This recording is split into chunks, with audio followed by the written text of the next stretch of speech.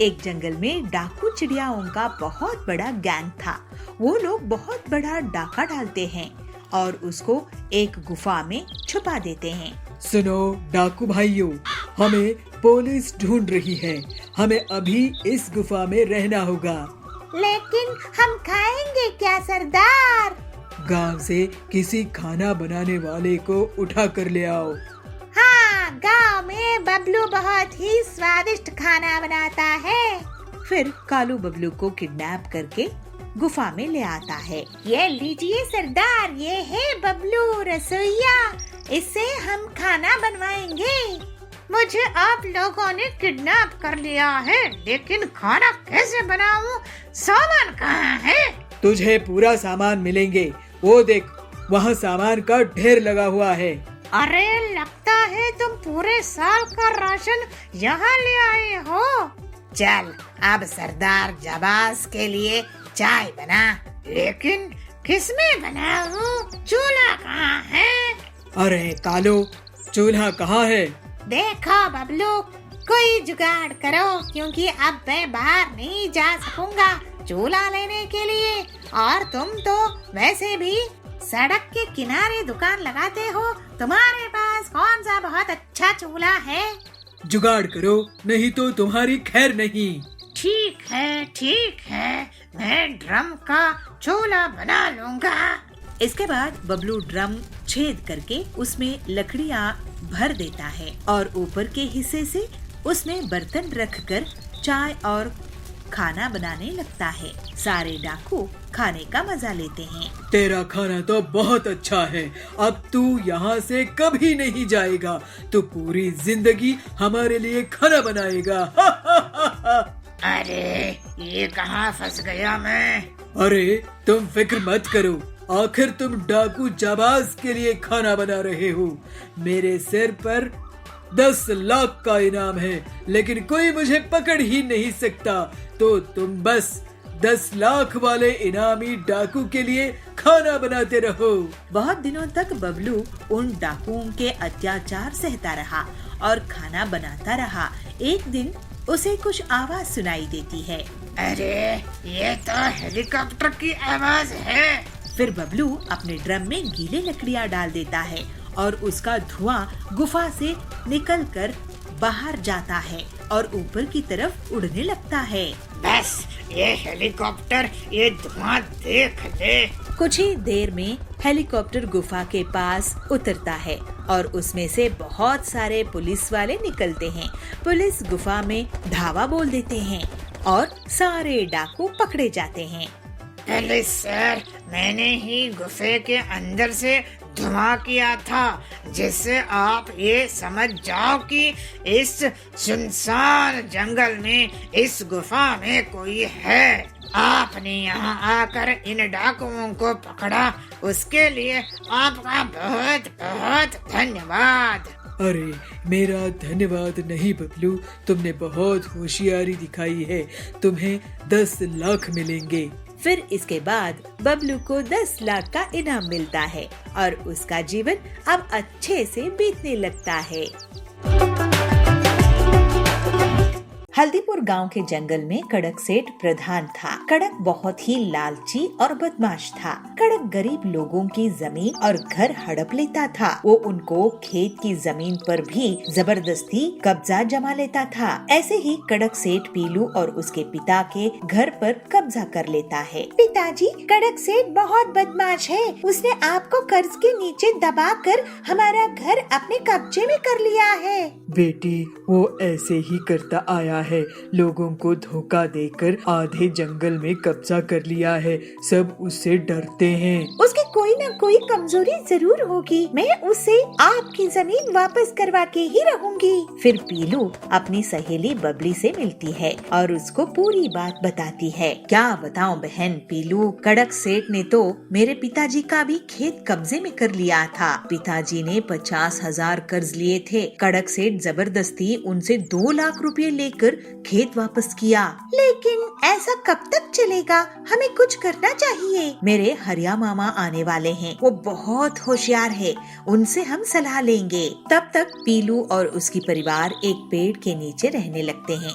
अगले दिन बबली के हरिया मामा आते हैं। पीलू, ये हरिया मामा है, इनको तो अपनी मुसीबत बता। फिर पीलू हरिया को सब कुछ बता देती है। देखो पीलू, बदमाश गुंडों को आसानी से नहीं हराया जा सकता है, लेकिन मैं तुम्हारे लिए रहने का एक पुरानी बस में इंतजाम कर दूंगा। ठीक है मामा जी, मैं अपने बूढ़े माँ बाप के साथ पुरानी बस में ही रह लूंगी। जब पीलू अपने परिवार के साथ पुरानी बस में रहने लगी तो कड़क उस बस को भी हड़पने की सोचता है। पीलू को ये बात पता लग जाती है। वो तुरंत ही हरिया मामा के पास जाती है। हरिया मामा, कड़क सेठ हम गरीब लोगों का पुराना बस का घर भी हड़प लेना चाहता है। हे भगवान, अब क्या होगा? मेरे पास एक तरकीब है। आप अगर मेरा साथ देंगे तो हम कड़क को हराने में कामयाब हो जाएंगे। फिर पीलू हरिया और बबली को अपना प्लान बताती है। अगले दिन जब कड़क अपने आदमियों के साथ पीलू के बस वाली घर पर कब्जा करने के लिए पहुंचता है। कड़क सेठ जी, मैं विदेश से यहाँ आया हूँ। विदेश की रानी चिड़िया आपके जंगल घूमने आई है। उनके साथ एक सोने का टैंक घर है। क्या सोने का टैंक घर? हाँ, उसके बाल भी सुनहरे हैं और वो जहाँ भी जाती है सोने का टैंक लेकर जाती है। आप अगर चाहो तो मैं उनसे आपको मिलवा सकता हूँ, क्योंकि आप इस जंगल के मुखिया हो और सबसे अमीर आदमी। वो गरीब को बिल्कुल पसंद नहीं करती है। हाँ, बिल्कुल मिलूंगा मैं उनसे। मैं भी गरीब को बिल्कुल पसंद नहीं करता। हरिया कड़क को सुनहरे बाल लगाई हुई पीलू और बबली से मिलवाता है। कड़क सोने का टैंक देखकर चकरा जाता है। विदेशी रानी जी, आप तो सच के सोने के टैंक में रहती है। काश मेरे पास भी ऐसा ही सोने का टैंक होता। हो सकता है कड़क सेठ, आप यही टैंक हमसे खरीद सकते हैं, लेकिन ये अफ्रीका के जंगल का खालिस 24 कैरेट सोना है। आपकी पूरी जमीन जायदाद खर्च हो जाएगी। लेकिन 1 साल में ही इस सोने का टैंक का दाम 5 गुना बढ़ जाएगा। और 2 साल में 10 गुना। आप तो 2 जंगल खरीद लोगे इतने पैसे में। वाह, ये रखो मेरे जमीन जायदाद के कागज। मुझे ये सोने का टैंक दे दो। पीलू तुरंत ही कड़क सेठ की पूरी जमीन जायदाद अपने नाम कर लेती है। अगले दिन जब कड़क सेठ अपने सोने के टैंक की दीवार को छूता है तो वो गिर जाता है। वो कबाड़ के टुकड़ों से बना हुआ नकली टैंक था, जिसमें होली वाला सोने का रंग चढ़ा हुआ था। हाय हाय, मैं तो लुट गया, बर्बाद हो गया। मुझे वो रानी लूट ली। चोर है चोर। चोर वो नहीं, तुम हो कड़क सेठ। तुमने धोखे से जंगल के गरीबों की जमीन लूटी थी।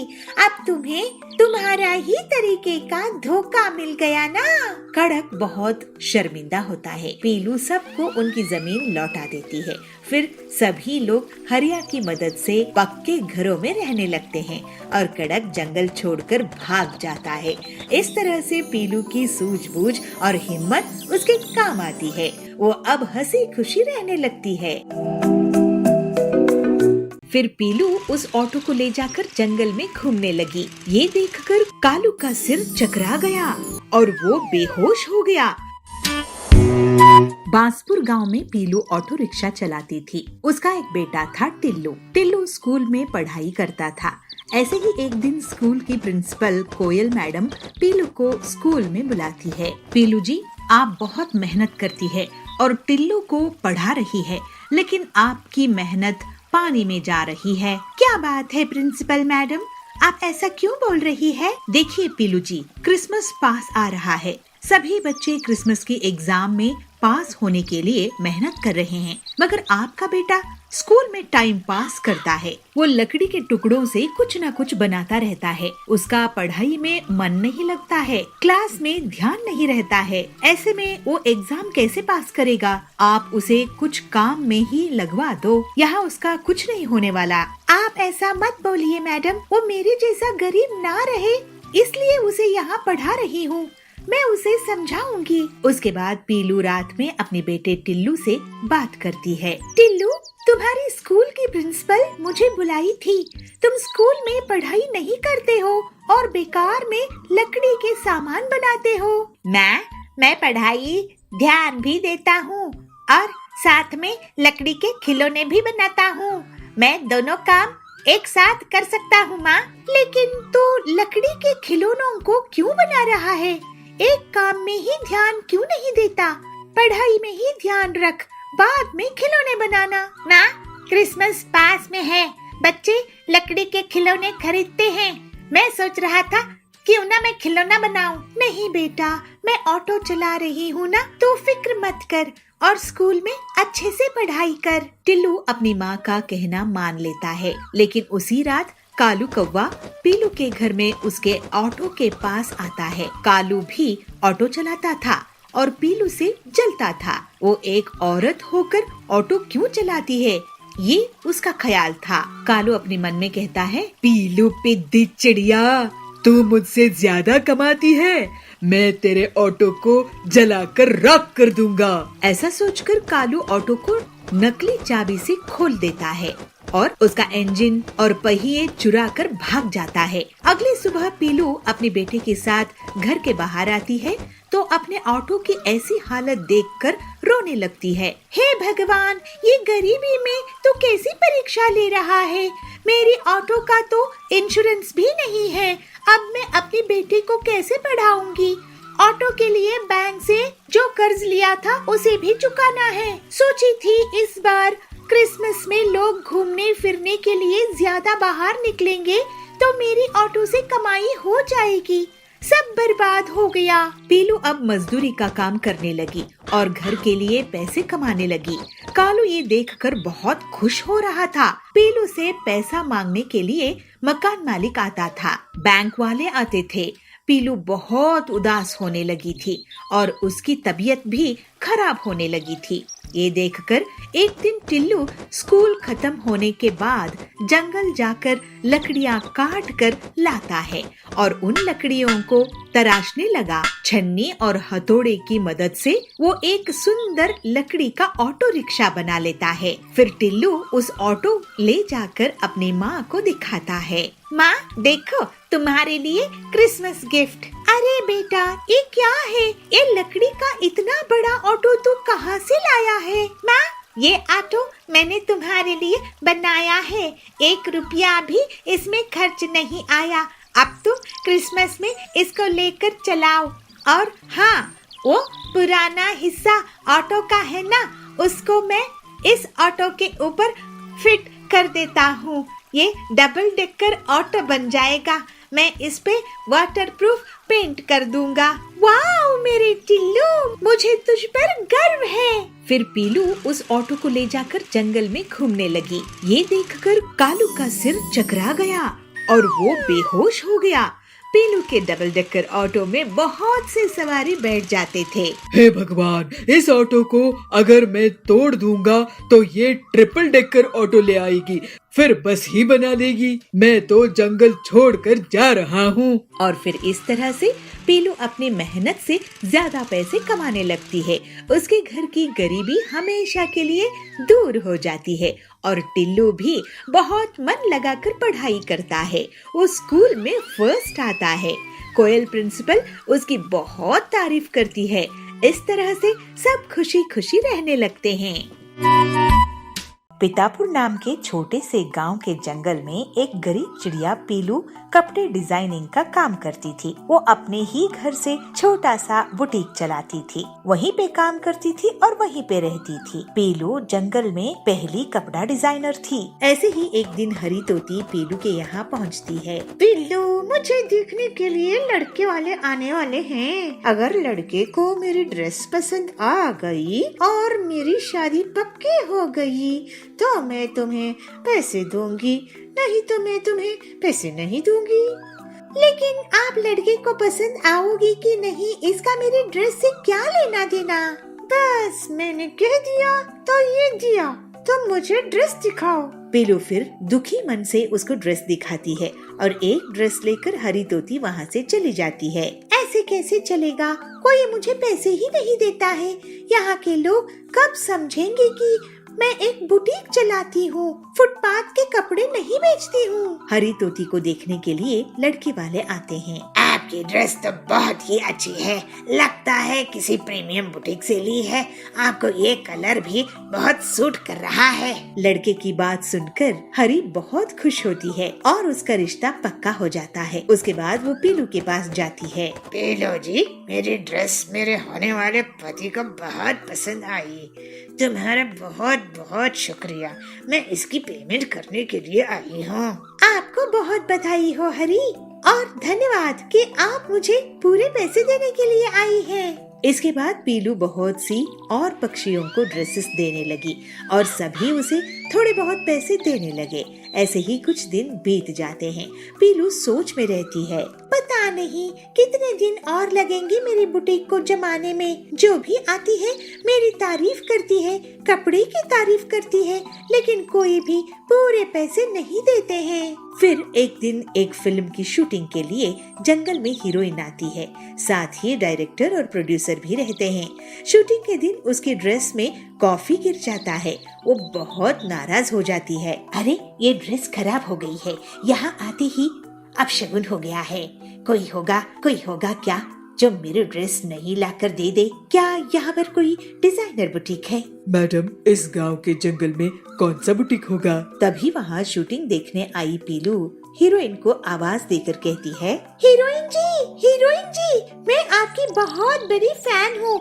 मेरे यहाँ पर डिजाइनर बुटीक है, आप मेरे यहाँ चलिए, मैं आपके लिए बेहतरीन ड्रेस बनाऊंगी। फिर हीरोइन पीलू के बुटीक में जाती है और बहुत से ड्रेस ट्राई करती है।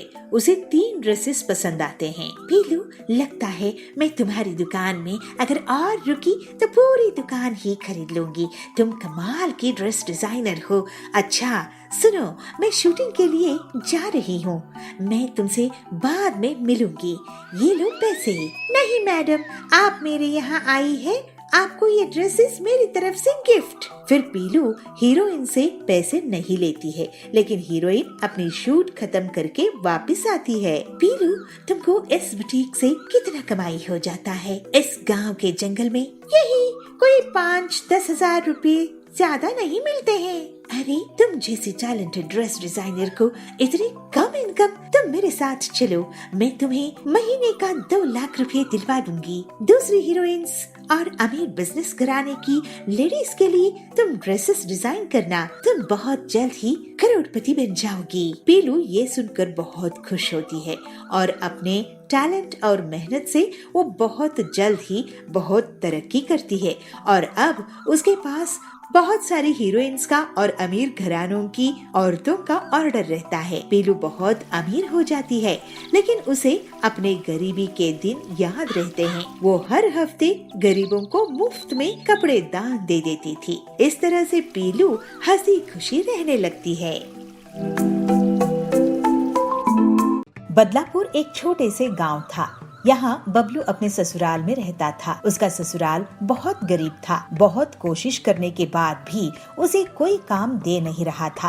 एक दिन बबलू बर्गर खा रहा था, तब उसका ससुर आकर उसे कहता है, हाँ दामाद जी, अच्छे से बर्गर खा लो, सुबह सुबह बर्गर खा लो। हम लोगों के पास चाय पीने के पैसे नहीं है, लेकिन आप ना बर्गर खा लो। क्या हुआ ससुर जी, आप इतने गुस्से में क्यों हैं? तो क्या करूं दामाद जी, घर में इतनी परेशानी है, गरीबी है, लेकिन आपको एक भी काम नहीं मिल रहा है और आप बर्गर खा रहे हो। मैं तो कह रहा हूँ आप कहीं पर मजदूरी कर लो, हम सब भी मेहनत मजदूरी कर रहे हैं। बबलू बहुत दुखी होता है। बबलू काम की तलाश में घूम रहा था। फिर वो चाय पीने के लिए एक जगह रुका। वहाँ कालू कौवा आया और बात करने लगा। क्या भाई बबलू, कैसे हो? मैं तो आज शहर जाकर बर्गर खा के आया हूँ, वहाँ बहुत अच्छा बर्गर मिलता है। अरे कालू भाई, मैं भी गांव का बर्गर खाया हूँ, लेकिन यहाँ तो सैंडविच और बर्गर में कोई फर्क ही नहीं है। लेकिन तुम बर्गर खाने के लिए इतनी दूर गए, तुम्हारे पैसे खर्च हुए होंगे। देखो भाई, मुझे तो स्वाद अच्छा मिलना चाहिए। अपने गांव के जंगल में एकदम घटिया बर्गर मिलता है। गांव के लोग बर्गर क्या होता है पता ही नहीं है इनको। उनके लिए वड़ा पाव और बर्गर एक ही तो होता है।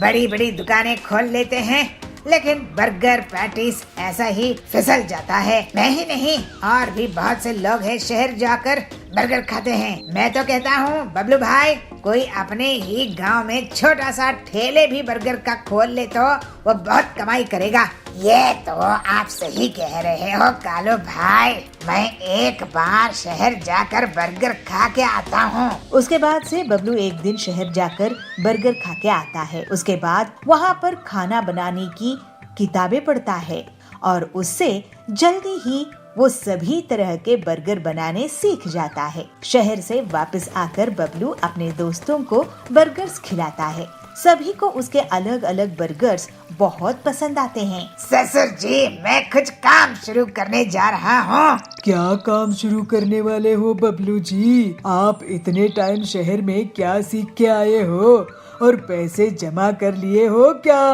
बिना उसके तो कोई काम नहीं शुरू कर सकते। आप बस देखते जाइए ससुर जी। ठीक है, देखते हैं अब क्या कमाल करोगे।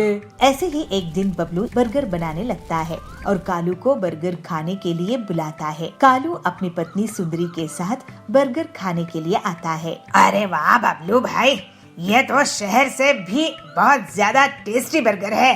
ऐसा बर्गर आप अपने गांव में बना रहे हो?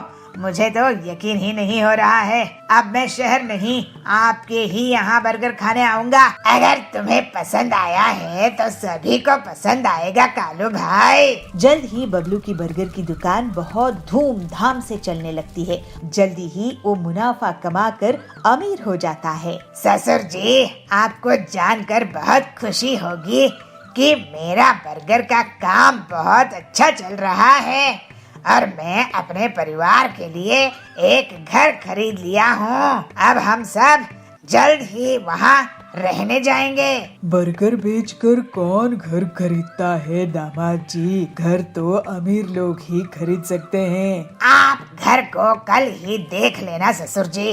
और हाँ, आपको मैं अपने हाथ का बर्गर भी खिलाऊंगा। अगले दिन बबलू अपने ससुर को और बाकी के परिवार वालों को अपना नया घर दिखाने के लिए ले जाता है। घर देखकर सभी बहुत खुश होते हैं और अचंभित हो जाते हैं।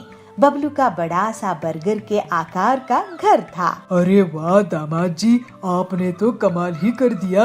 आपने अपने काम को इतना बड़ा कर दिया कि घर भी वैसा ही बना दिया है। मैं तो आपसे बहुत नाराज रहता था क्योंकि मुझे लगता था आप आलसी और कामचोर हैं। लेकिन अब मैं बहुत खुश हूँ। अपनी मेहनत से बर्गर की दुकान चलाई और अपना घर भी बना लिया। आखिर दामाद हो तो आपके जैसा। आपका आशीर्वाद है ससुर जी। अब ये बर्गर खाइए। और बबलू के बर्गर का घर पूरे जंगल में प्रसिद्ध हो जाते हैं। उसका बर्गर का घर इतना फेमस हुआ कि वहाँ पर देश विदेश से लोग पिकनिक मनाने आते थे। इससे उसकी कमाई 4 गुना बढ़ गई। अपनी मेहनत और लगन से बबलू आगे भी स्वादिष्ट बर्गर बनाता रहा और अपने परिवार के साथ खुशी खुशी रहने लगा।